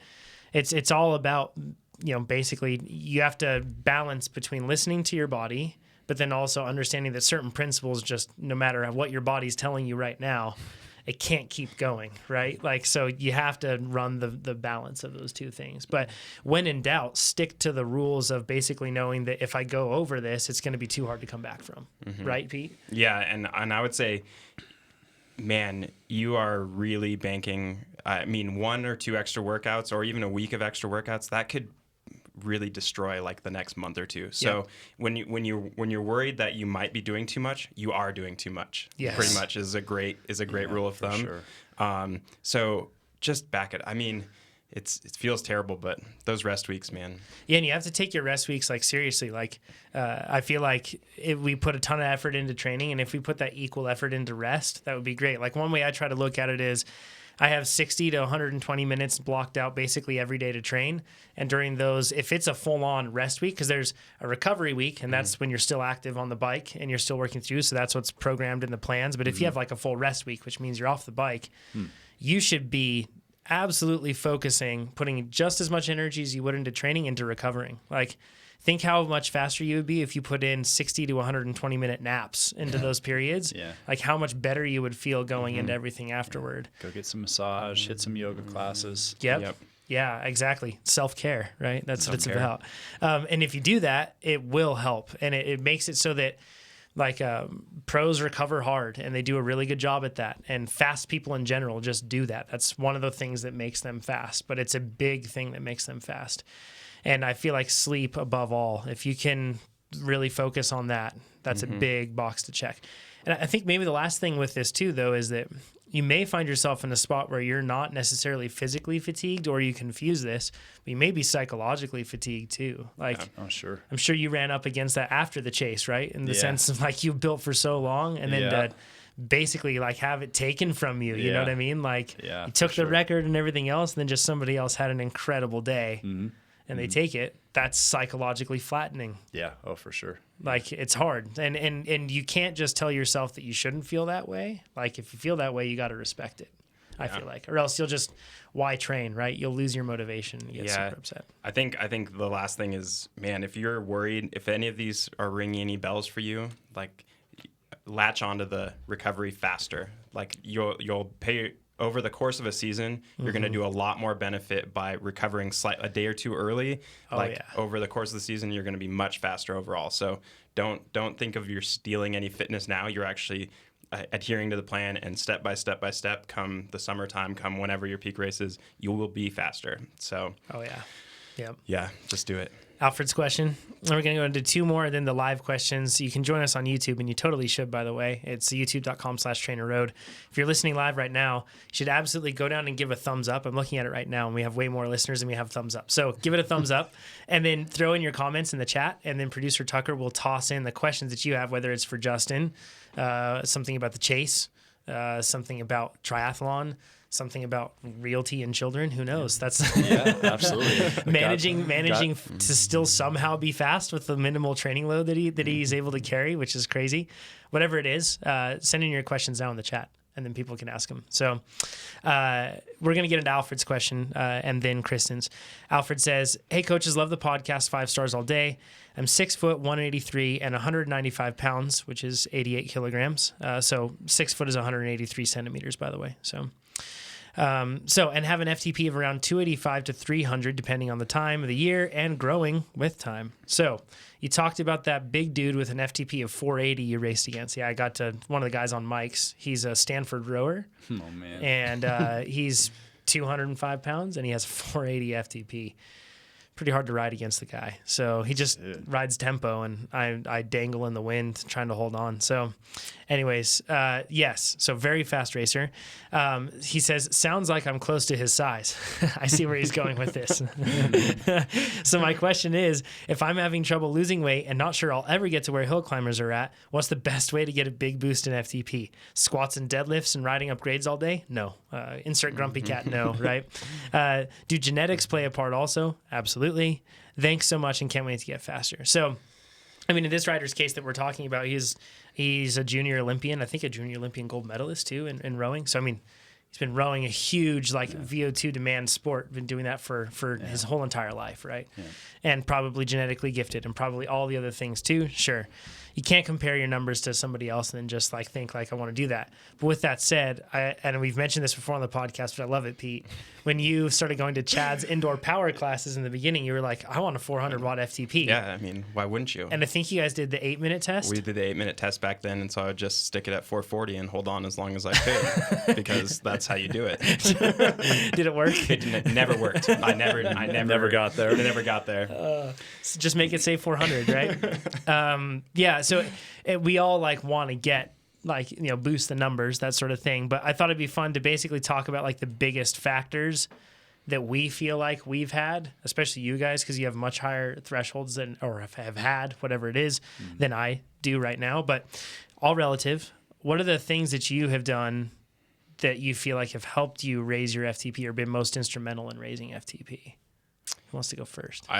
So I started at a 240 FTP. I took a FTP test with Nate, and I think 238, 240, 242. I can never quite remember what it was. But had you ridden bikes prior to that? A little, just barely. Yeah. But I was in good shape. I was healthy, a healthy young person. College was student. this when you started riding? Mm-hmm. Wow. So yeah. Justin, if you didn't see that, Justin just snickered at us. So I think my best hour. It's all in jest, by the way. 240 may be super high for somebody, but all in jest. These two have been racing each other forever. Justin and I have known each other for a long time, so it's pretty fun. I think I got to 385 was my best hour power ever, and really I rode bikes so much for 8 years in between. Just what you did. Yeah, I just rode bikes a lot.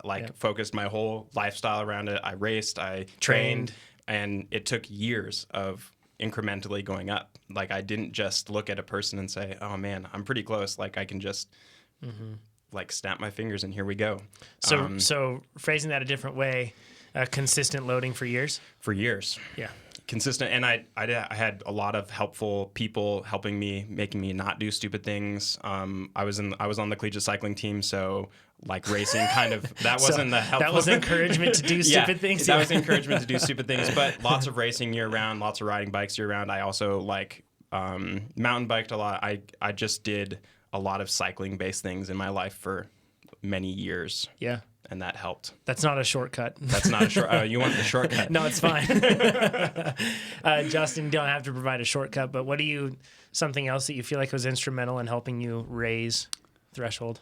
I learned pretty early on. I think at first I just started riding my bike, and it was all about mileage, and I would go hard and didn't have a power meter, so got a power meter, right? Yep. First step. And then when I joined, it was Wild Cherries, Cycle Pass Wild Cherries, Jesse Miller-Smith and Nate Freed. Yeah. My old buddies. Jesse Miller-Smith was a fast climber. He was, so I pretty much started kind of doing what he did. And that was, I got on the trainer because we live at elevation, we can't ride outside. Sure. And I rode the trainer, and we did 3 20-minute intervals, and that was how I started. And I think when I started, I could do 320s at 300 watts, and it like just it took a long time to like some days I couldn't even produce that, do that 3 times a week, and really riding the trainer. I mean, I'm not doing a plug here, I promise. But I think a lot of my gains were just learning how to struggle for that sustained effort on the trainer, because outdoors, you don't know what's going to happen. You don't know how long the hill is. You can't repeat it all the time. If you go up the hill for 20 minutes, can you get back down and be ready to go in 5 minutes? Yeah. So consistent work on the trainer. And then, once a week we go out and do a big ride and just throttle ourselves on every single hill and just go hard, all day. Sure. And then, that was kind of our training plan, because we couldn't do it. It was snowing up here or whatever. So, 2 to 3 days on the trainer, and then one big ride outside, and then getting into racing, that's going to help your threshold no matter what, because you got to keep up. You learn really quick where you're, where you are in the field. Yeah. And it's just like last Saturday, I'm sure I got some gains out of that ride. Yeah. So I had to remind myself. I was like, stop thinking about how much this hurts and how much your fitness boost is going to come from this. So just consistency and recovery as well. Yeah. Mm-hmm. So I would hopefully make things a little bit more relative to normal people here. But I was below 200 for sure when I first started. And then it's just ratcheted up from there. The 2 biggest things I would say outside of what you said, because basically recapping yours, consistent loading over time, structure for you, Justin, and then also mixing in appropriate intensity that isn't structured, right? So those things are definitely huge for me too. But so probably the biggest thing that I've had recently is fueling properly. So making sure that I'm eating more, making sure that I eat more during my rides. And that has made me capable of doing more work, and that more work equals more stress. So my body makes bigger improvements. As long as I offset it with the next biggest thing, which is sleep. Having a 3-year-old is, we're just now getting to the point. He's never been a great sleeper. Your child may be a great sleeper. It always varies for everybody, but it's been really trying over the past couple years just because the sleep schedule is pretty irregular. But I'm finally getting to the point now where sleep is pretty consistent. I can more or less count on getting 8 hours now, which is fantastic. And if I can get, what I've noticed is if I get 6 hours versus 8 hours, huge difference in the ability of what I can do on the bike. Yeah, to perform, right? And I can't help but think that, if you look at that over time, I'm going to see a huge benefit. Yeah. And I've felt that over the past year. So for me, it's nutrition, fueling my work, and then sleeping. Those have been the 2 things that help me raise it the most. Things that actually go against that are when I drift away from structure. Anytime I do that and I just ride outside or ride inside without structure, I don't care whether it's inside or outside, just no structure, that's when I start to get slower. If I ride off of feel, right? When I force myself to ride against constraints, I get faster. And the other thing, one thing that definitely is, makes me slower, even though it doesn't make sense in the brain, is when I get into a routine of where, I guess this kind of falls along with losing structure, but I race so often that I start to lose my ability to maintain that loading cycle that we're talking about. Sure. So, because once the fire's burning, all I want to do is race. Yeah, it's right? True. But no, can't do it. So, and definitely weightlifting is not something, we talked about this before, big difference in stress. It absolutely can help you raise that for sure, because it can, improve mechanics. It can improve the overall strength of your body. It can do all those things, but it's not like a direct thing. Like I can push more weight with my legs, therefore I can push harder on my pedals. It doesn't translate because it's just a different execution across the board. So last thing, just don't do what, the principles we gave here, I feel like are safe, pretty general principles. But when you ask somebody with a big FTP and they're just just put in the Ks or whatever they say, it's not the path for you probably. So yeah, exactly. Worst thing to do is to ask your competition what they do to make them faster, right? Because then they'll just let you know exactly what not to do. Kristen says, I clearly need some sprinting technique help. Today, while sprinting up a hill, my front wheel lifted off the ground briefly multiple times. It was a windy day, and I was sprinting to my max, so I brushed it off as a weird occurrence. But then my riding group unanimously decided I am terrible at sprint finishes. but they broke it to her in the kindest manner, which kudos, by the way, riding group, for doing that. It's really like I was thinking about this. There was a rider actually following your wheel at one point in a pace line, Justin, on this past weekend. And he was kind of following your wheel, kind of not. And he was kind of overlapping bars and kind of getting close, but kind of not. And I like told him in my mind, I was like, hey man, grab that wheel if you want it. If not, you can roll back. But when I said it, it was probably way more rude because I'm at like 300 watts and it's like really hard, right? So, and I felt really bad. So like that's a thing for us to remember. If you're trying to communicate, you should probably try to be extra kind when you're riding because it's harder to sound nice. Kristen says, I understand the principle that you don't want to lift up on your handlebar, or that you don't want to lift up on your handlebars during a standing sprint, because you explain what to do so I can get it right and blast past all those guys next time. Thanks from Kristen. She says, absolutely love the podcast and great information. So actually, the first thing that we thought about when we were thinking about this question, what was it, Pete? It's called QWOP. If you've been on the internet for a while, I don't remember how old it is. It's probably like been around 10 years old or something. Probably, yeah. And you use the keyboard to fire muscles on a runner doing like 100-meter dash. So you get controls of like the hamstrings and the calves, or quads and calves or something. Yes. And it is impossible. I've never run more than 1 meter on QWOP. Producer Tucker might be able to actually show it. We'll see if he can show a screen. QWOPing. So you can see QWOP, what we're talking about here. But we thought about this, and I was like, QWOP is exactly how I felt when I first tried sprinting on a bike. So you can see right now. Just nothing works. Everything's uncoordinated. And it's hard, right? Like, because you're trying to pull on the bike, and you don't know where to pull. Then you're trying to push on the bike. You don't know where to push. We have the video Sprinting 101, where we went over some basic principles. It was really like an exploratory process of us, or for us, right, Pete? Basically, Nate wanted to know why he couldn't sprint faster, and so we filmed Nate, and then we filmed Pete, and we saw key differences. Exactly. Yep. So the key differences, one of the things, and we'll get into your specific problems soon, but some of the things that we picked up on, because it's hard. Some people are just good at sprinting and they won't really know how to tell you how to sprint. But one of the main things is you have to have everything in the proper position first. And when I say that, I mean hands in the proper position, which, Pete, where did we, after analyzing a lot of footage, where did we notice best kind position of for up hands? Closer to your hoods and your drops. So not necessarily like the track cyclists you see with them as close to the ends of their bars as they possibly can get. That's not what we want. We want kind of closer up, kind of forward facing.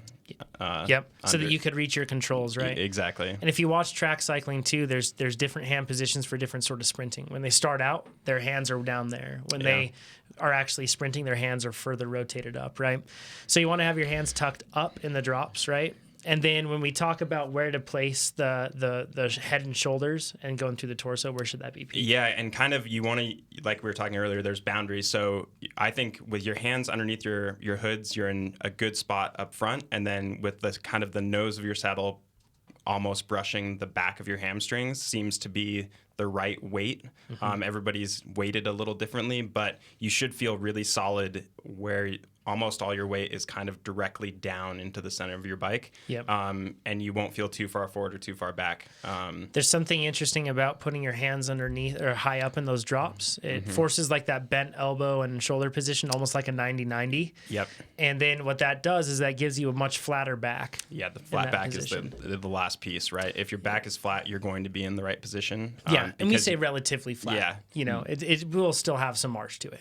But it's not going to be like, you have a big rounded position with your back. Exactly. Now, when you're in that position, you kind of have like all the anchor points in place. Then it's about applying tension through that system. And the way that I've thought about this, like if you have a void in tension, you lose your ability to transfer the power. Just like if you're trying to hang Christmas lights with a long pole and you cut out a section of that pole and inserted a string instead of that pole, you would not be able to do anything with that Christmas light rod, right? It would just flop all over the place.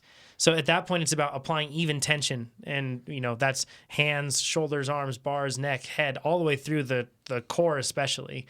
Absolutely has to be engaged. And then that way, what you can do is you can use all that leverage you can produce from your handlebars all the way through your body to get that stress through or to get that force through the pedals. Yeah, and I think that's the main problem that people have is not enough tension in their body, because a lot of people think you need to like light the sprint like a firework, and so it's time to sprint, and you got to sprint now and just go. Yeah.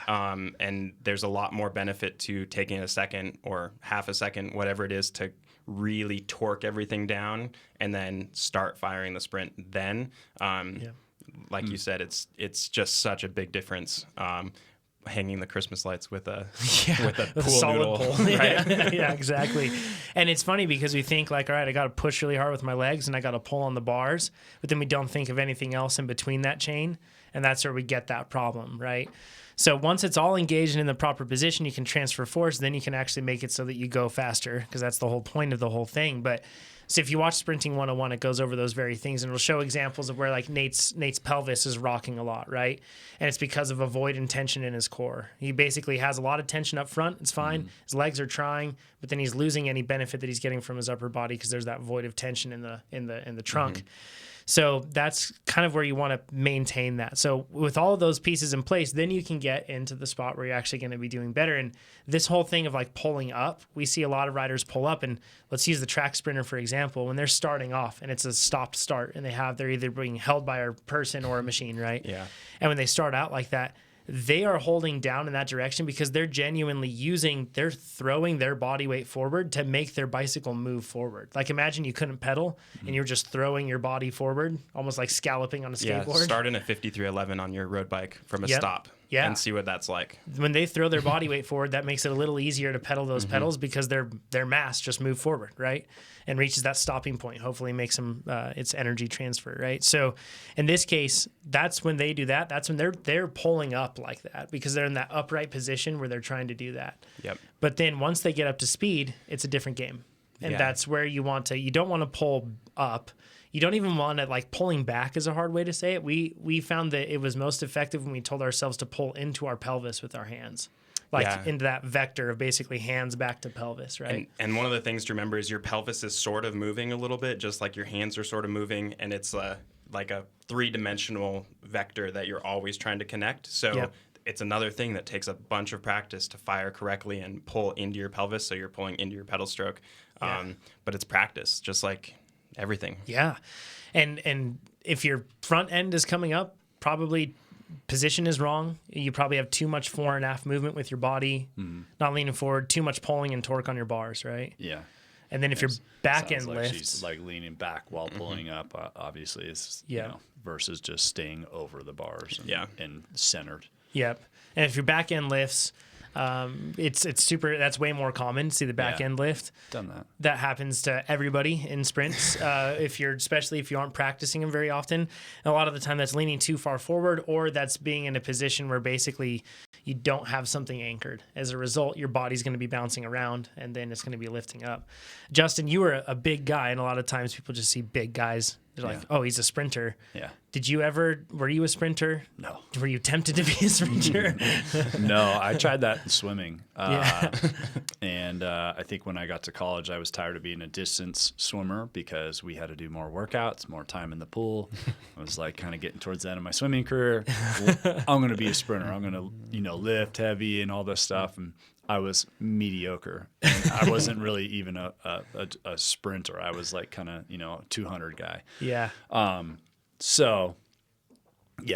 never won a sprint in bike racing that I can remember. Really? Yeah. I don't know. You used to do those haymakers from like 500 meters out. I'd have to go far. Yeah, for sure. I think I got beat by Tori Phillip at the end of a small rider climber. Climbing race. What is it in? I can't remember the race now. But anyways, there's still like a picture of it, and he was like 18 years old, like 100 pounds. Yeah. Oh my gosh. So I didn't win races that way. I won them from far out. Yeah. And that's just what kind of athlete I was. So.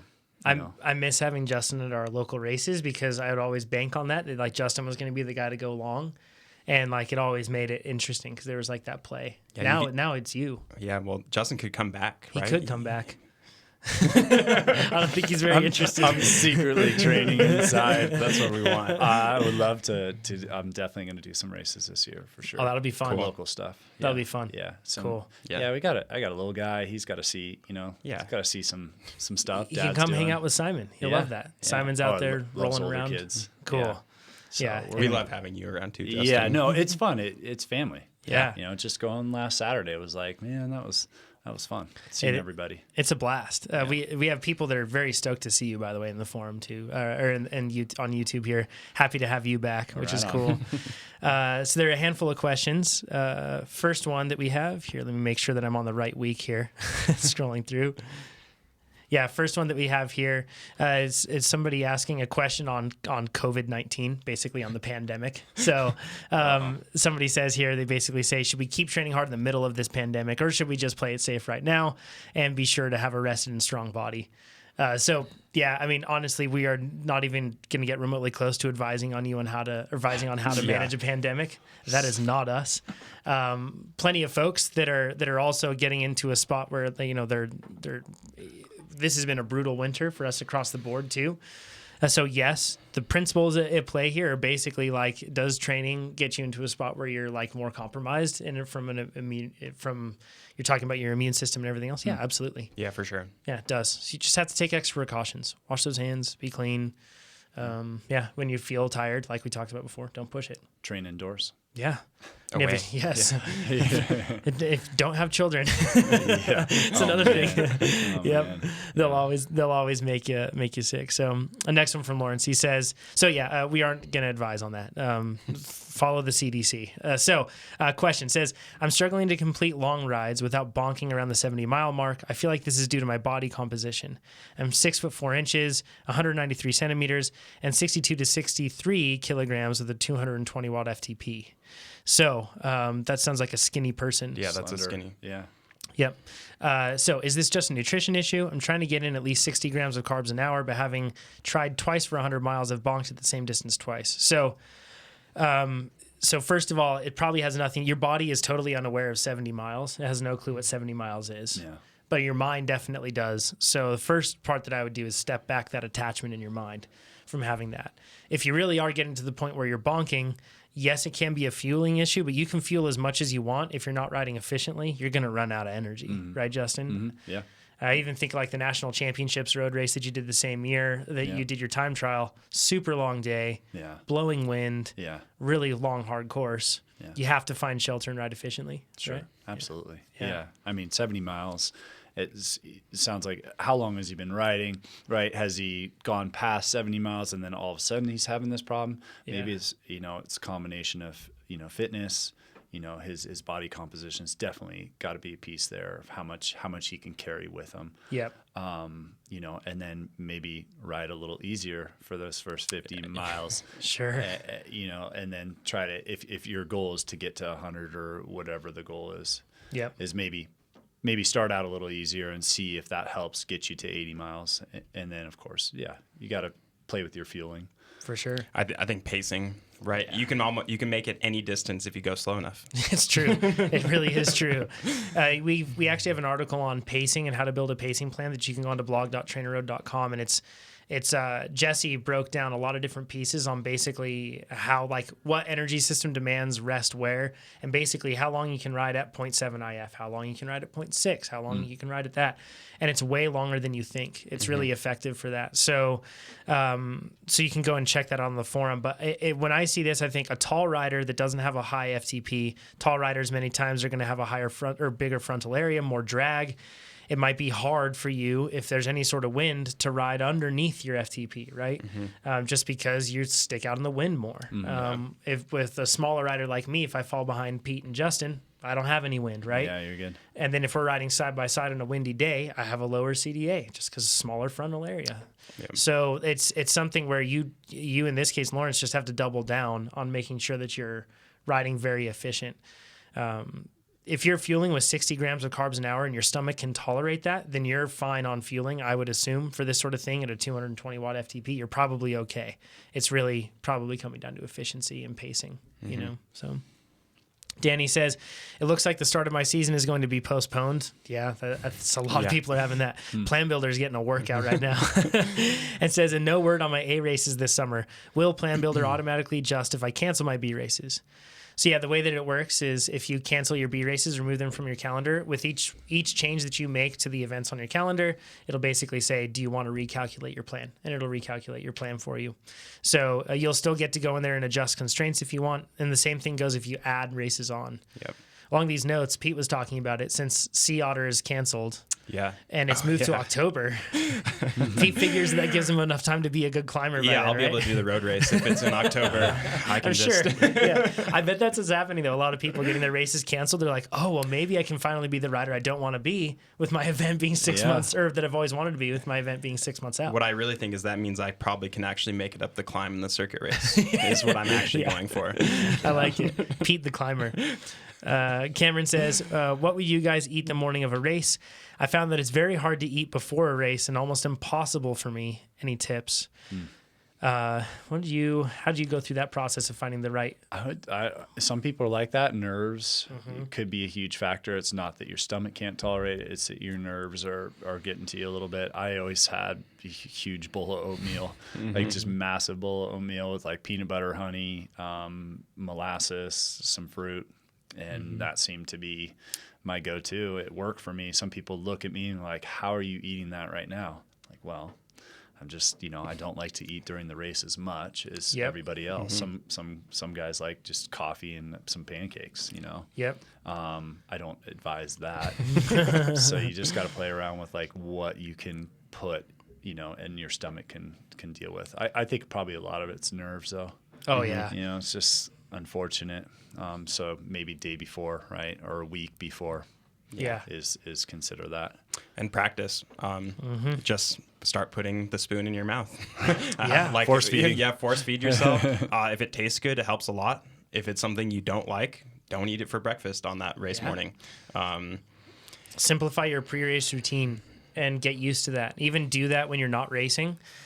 Just get it to the point where you're comfortable with that routine, and then that way you can optimize it. Because I find a lot of the time too, the main thing that holds me back from, or that gets in my way on those sort of mornings like that, like a lot of the time my gut will be upset. It's not the food. It's just the fact that I didn't follow my normal routine. So there's just craziness and it was thrown out and I had nerves. And so, give yourself a chance so that you can actually replicate those sort of scenarios that you come across. Yeah, wake up. I mean, it's kind of goes against the sleep factor, but you got to wake up early. Yeah, on race day, earlier, and get the food in as soon as possible, further away from race time. For sure. Let's just do a couple more here.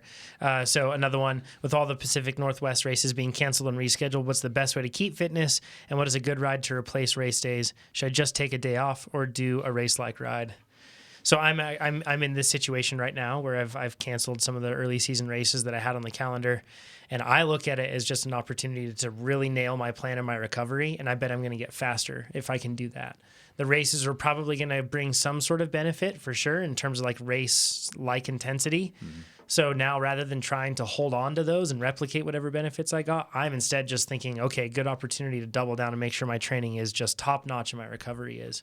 Do you guys have any tips on that? Yeah, I would say I would choose it as like prepare for your workout the same way you're going to prepare for the race. Put a lot of effort into your workout and try to like knock something out of the park. Like that feels really good to me mentally, and knowing that I can do something really taxing and set up for it and do it is awesome. Yeah. I think it'll only benefit you to just focus on your plan. So a lot of people get into race season and they're traveling, and their only training is their racing each week, and the plan goes out the door because they're getting all through their fitness through racing. And then by the end of the season, everybody's either burnout or just, out of, not conditioned. So it just gives you more time to prepare. But also with that, don't take it as, I could train harder and longer. It still need to factor in rest and all those good things. I bet a lot of people are going to find out they're actually faster because they're going to have less races on their calendar, but they're going to have better training. I bet so. We'll all be kicking ourselves, right? So with that, thanks everybody for joining us this week. You can head over, and if you watch this on YouTube here, please give us a thumbs up and share this episode. You can do that now before we cut off here. And after the fact, if you want to see Justin or see any of the things that we were talking about, see producer Tucker playing Quap, you can check that out by going to YouTube. Yeah. We're going to have some more race analysis videos coming up here on our YouTube channel as well, so you should check those out. And we have new things coming up all the time here on Trainer Road, like we were talking about there. Plan Builder is going to be coming into the apps. It's on its way in there, working on tons of stuff. So stay tuned. It's all exciting things. And we will talk to you all next week. Thanks for coming on, Justin. Yeah, thanks for having me. For sure. Always good to talk cycling. Yeah, man. Yeah. Good to have you. Yeah. Thanks, Pete. Yeah, for sure. Talk to you all next week. Bye.